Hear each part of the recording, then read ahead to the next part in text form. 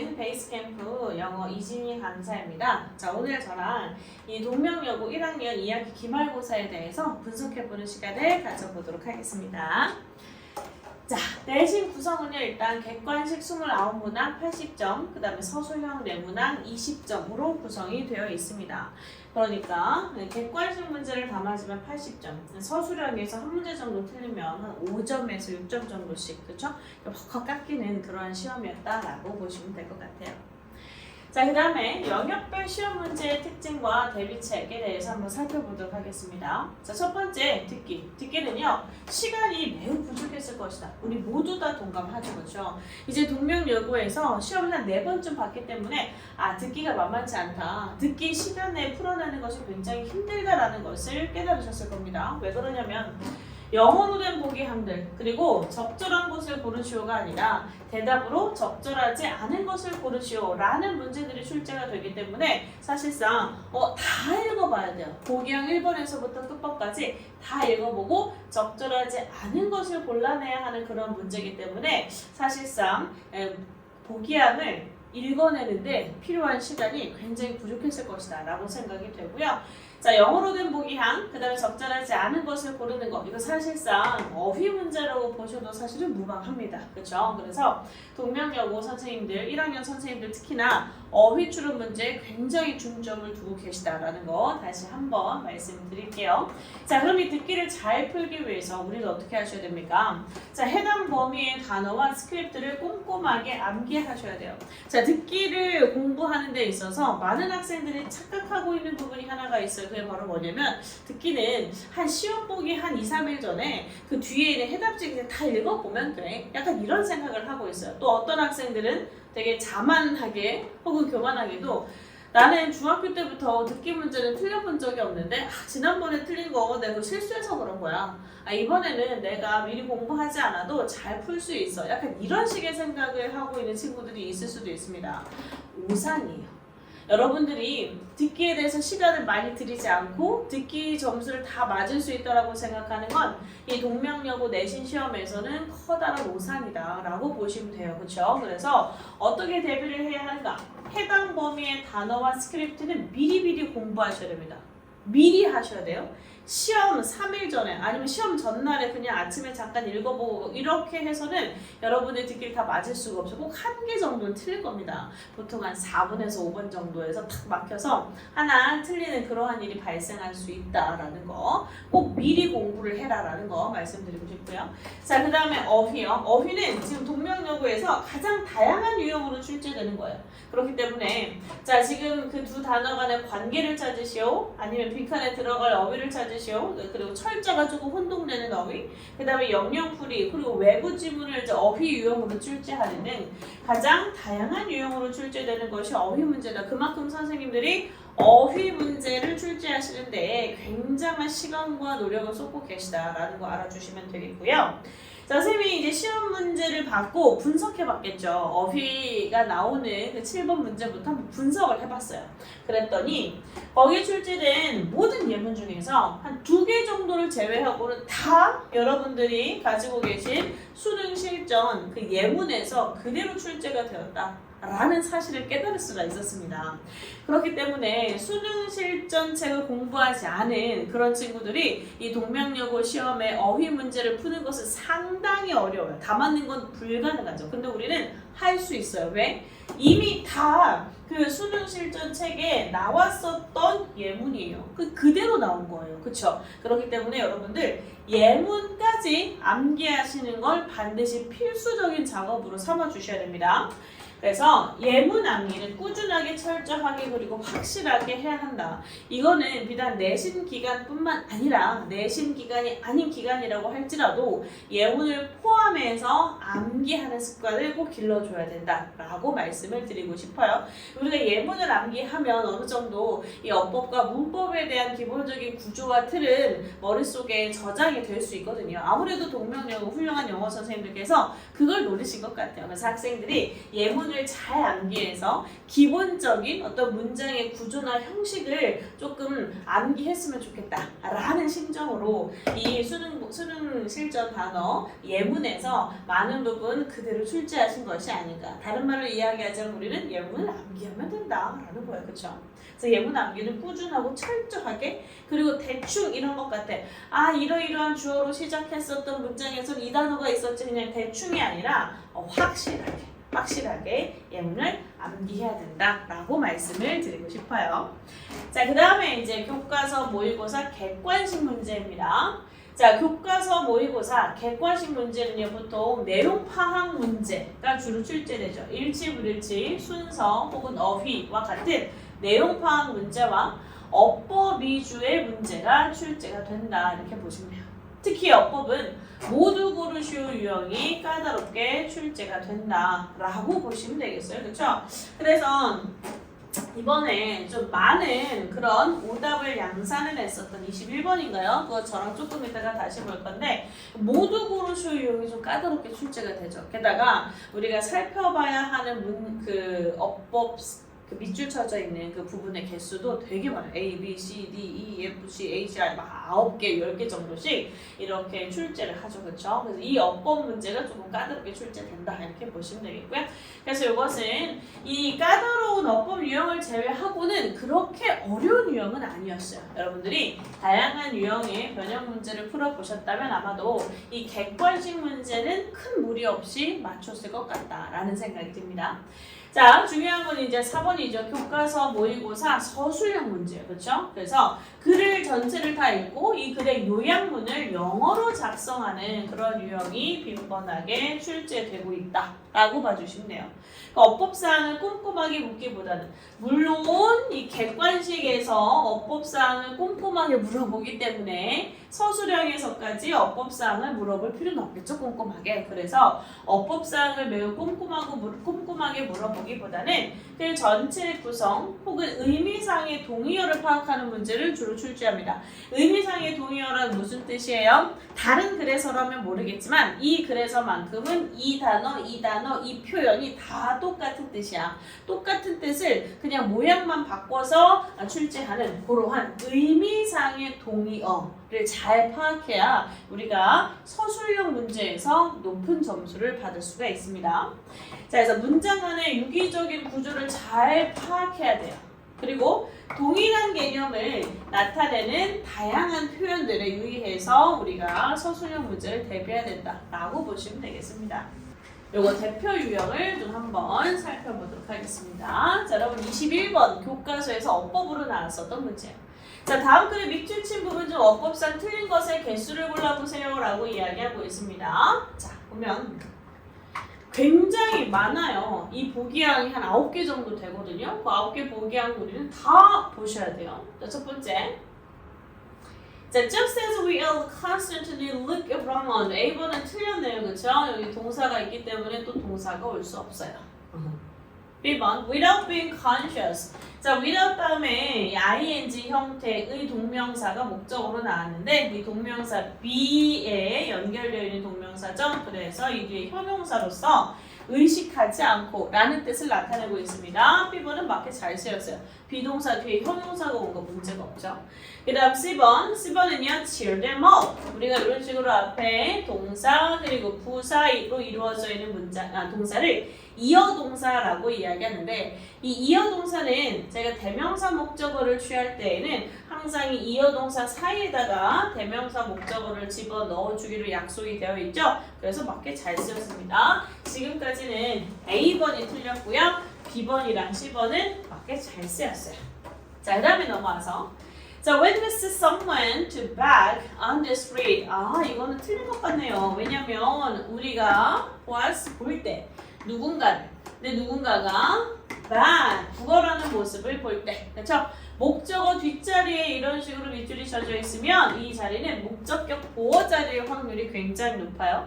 그래서 우리는 동사를 제대로 보셔야 되겠죠. 동사를 봤더니 동사가 지각동사예요. 지각동사면 목적어지라서 목적격 보어 자리의 동사 원형 아니면 ing를 써야 되죠. 그래서 투부정사를 쓴 거는 틀렸다, 이렇게 보시면 돼요.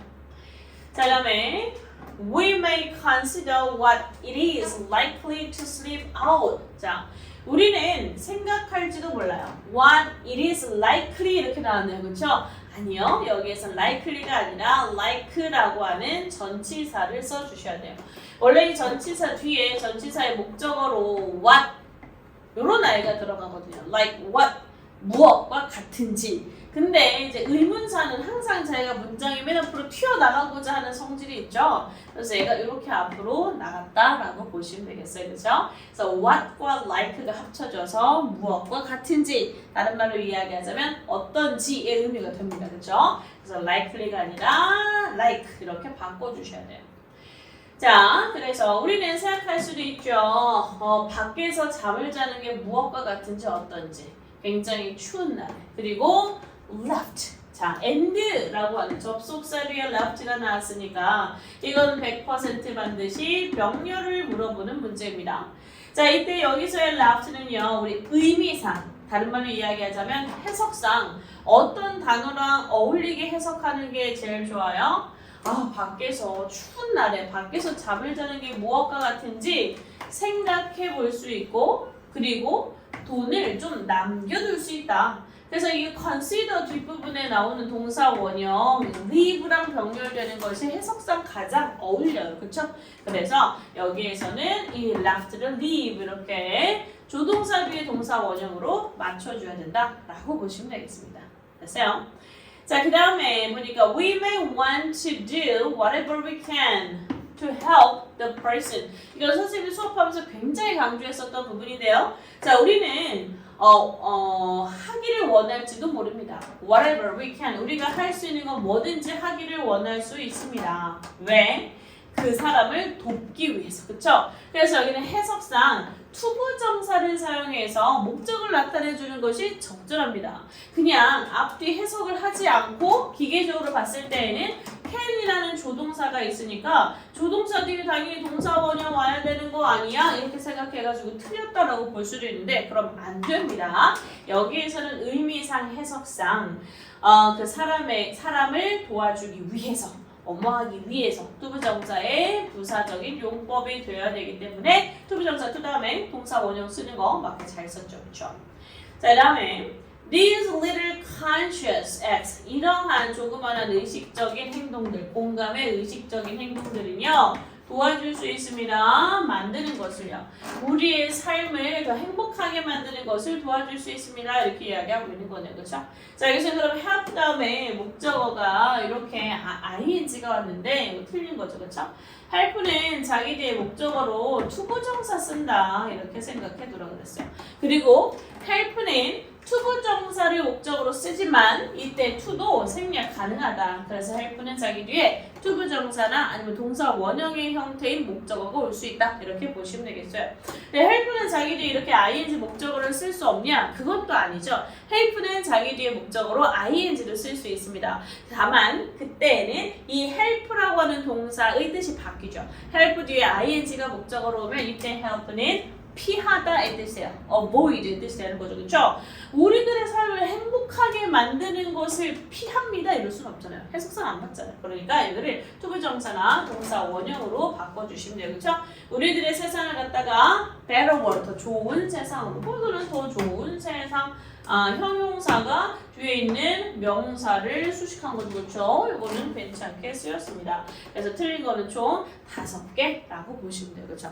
어때요, 여러분들? 우리가 알고 있는 거 진짜 희한한 저기 구석에 있는 뭐 어려운 그런 어법들을 꺼내서 물어보는 시험이 아니에요. 우리가 어느 정도 교과서를 열심히 공부를 했다면 다 맞출 수 있는 그런 기본적인 문법 사항들을 물어보고 있습니다. 그러나 너무 많죠. 우리가 생각해야 되는 게 너무 많고 그 다음에 틀린 것의 개수를 물어보고 있습니다. 모두 고르시오라는 문제랑 똑같잖아요. 여기는 틀린 것을 모두 고르시오 했을 때 정답이 5개가 나오는 거예요. 그렇죠? 그러니까 여기서 하나만 조금 잘못 생각해도 그렇죠? 이게 확실하게 틀렸구나. 그럼 나머지는 몰라도 틀린 거 이렇게 정답 고를 수 있는 문제가 아니에요. 뭔가 하나만 우리가 잘못 생각해도요. 요거 오답으로 빠질 수 있는 그러한 유형의 문제였다라고 보시면 될 것 같아요. 그렇죠?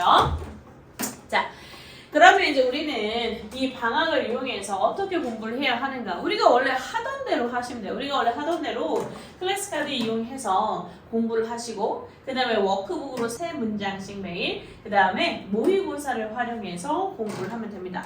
자, 클래스 카드로는요, 지금 어떤 카드가 올라가고 있습니까? 여러분들 2학년 때 사용할 교재, 휘끝 수능이라고 하는 교재가 올라가고 있습니다. 높아시면 말씀드리자면, 이 어휘끝 수능 아직 사지 마세요. 지금 2022년, 벌써 2023년이에요. 2023년 1월을 기준으로 이 선생님이 올려드리는 클래스 카드 어휘끝 수능이라고 하는 책은 지금 개정 직전이에요.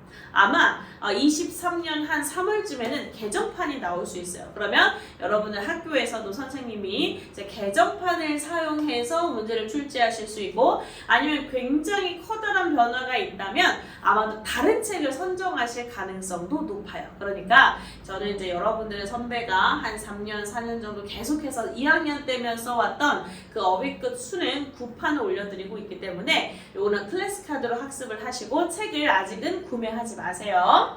자, 복습 테스트랑 그 다음에 그날의 단어 테스트, 선생님이 단텔, 복텔 이렇게 올려드리잖아요. 그거 빼먹지 말고 매일매일 보셔야 효과가 배가가 됩니다. 그렇죠? 자, 그 다음에 워크북은요, 매일 하루에 3문장씩 여러분들이 적어서 저에게 제출을 하고, 제가 거기에 첨삭을 해서 여러분들에게 다시 돌려드리죠. 그쵸? 그래서 우리 일주일마다 워크북 이렇게 교환하잖아요. 그쵸? 여러분이 다 쓴 거 저한테 내고, 내가 첨삭했던 거 여러분에게 다시 드리고. 그쵸? 그래서 이 워크북 숙제를 하는 것이 여러분의 어떤 구문 파악과 어법 파악에 있어서 굉장히 도움이 됩니다.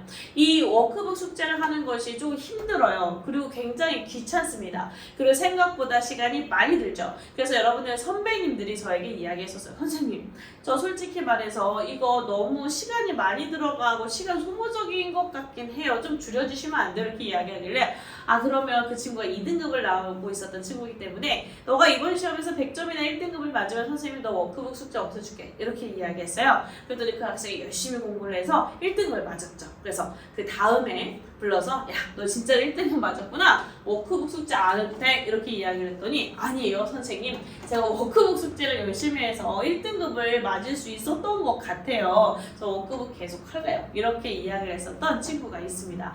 그만큼 워크북 숙제 굉장히 중요해요. 선생님이 첨삭해준 내용 그걸 참고로 해서 토대로 해서 내가 조금 이렇게 관계대명사 뒤에 삽입 구문이 나오는 거를 내가 잘 모르고 간과하는 그러한 경향이 있구나.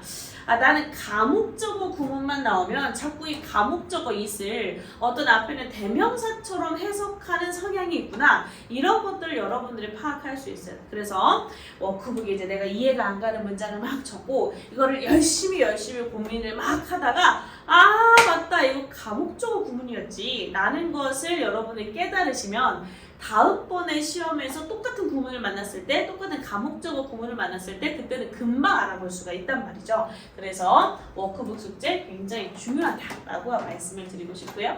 자, 그 다음에 이제 내신만 열심히 이제 공부를 해왔었던 어떤 1년이 지났습니다. 여름방학 때 우리가 잠깐 모의고사 공부를 하긴 했지만 시간이 조금 짧았죠. 그쵸? 그 여름방학 기간을 제외하고는 우리 다 내신을 위해서 달려왔기 때문에 이제 모의고사 공부하는 것에 지금 굉장히 어색함을 느끼고 있을 수도 있어요. 그래서 우리가 물론 수시로 좋은 대학을 갈 수 있지만 우리 또 정시, 최저를 맞추면 더 좋은 대학을 갈 수가 있기 때문에 우리가 정시 준비를 안 할 수가 없죠. 그렇죠?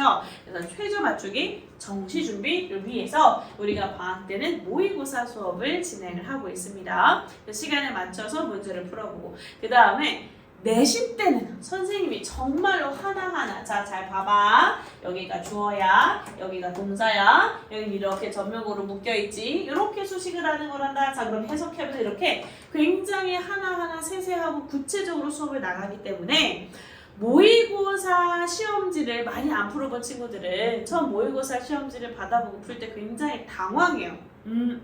이거 뭐지? 첫 번째 문장을 읽었는데 내가 해석이 제대로 안 되는데 어떡하지? 백캠에서 1년이나 공부를 했는데 내가 모의고사 문장 1번 문장로 제대로 해석을 못하다니 막 이제 이런 자괴감에 빠지는 그런 친구들이 있는데, 그렇지 않습니다. 내신 공부랑 모의고사 공부는 너무 달라요. 정말 달라요. 모의고사는 선생님이 자주 이야기하는, 자주 들어주는 비유인데요. 이 모의고사 100점, 영어 100점 맞은 친구를 불러다가 너 이번 모의고사 100점 맞았구나. 21번을 한번 처음부터 해석해보려? 이러면 못해요. 그래서 해석 저 어떻게 해요? 저 잘 몰라요. 이렇게 이야기를 하죠. 그러나 답은 맞출 수 있어. 그래서 100점은 맞을 수 있어. 1등급은 나올 수 있어. 여기까지가 이제 우리가 해야 하는 모의고사 공부의 수준이에요. 그렇기 때문에 이 해석이 그렇게 잘 되지 않았을 때, 좀 완벽하게 해석이 되지 않았을 때에도 우리는 답을 어떻게 고를 수 있는가? 답을 어떻게 찾아갈 수 있는가? 어떻게 하면 한 문장이라도 조금 덜 읽고 정확하고 빠르게 정답을 골라낼 수 있을까? 하는 이 모의고사용의 수업을 우리 이제 겨울방학 때는 진행을 해주셔야 돼요. 그렇죠? 그래서 우리 백캠에서 지금 클래스카드를 이용해서 맨날 단어 학습을 하고 있고, 워크북을 이용해서 맨날 구문 학습을 하고 있고, 그리고 모의고사 시간에 이제 열심히 정답을 푸는 어떤 뭐 이상한 스킬이 아니라, 그쵸? 어떤 스킬 비법 이런 것이 아니라 정말 정직하게 글을 읽되 어떻게 하면 효율적이고 빠르게 글을 읽을 수 있을까? 이런 것에 대해서 공부를 하는 그런 시간을 가지고 있습니다. 자, 이런 방학을 이용한 이런 학습을 여러분들이 이제 기초부터 탄탄히 다지면 2학년 내신 대비는 우리가 저절로 좀 이전보다는 좀 수월하게 할 수 있을 거라고 생각이 됩니다. 네, 여기까지 지금 베이스 캠프 동명여고를 가르친 이진희 강사의 동명여고 내신 분석과 그에 따른 대비책, 그리고 겨울방학 학습 방법에 대해서 이야기를 나누어 봤습니다. 감사합니다.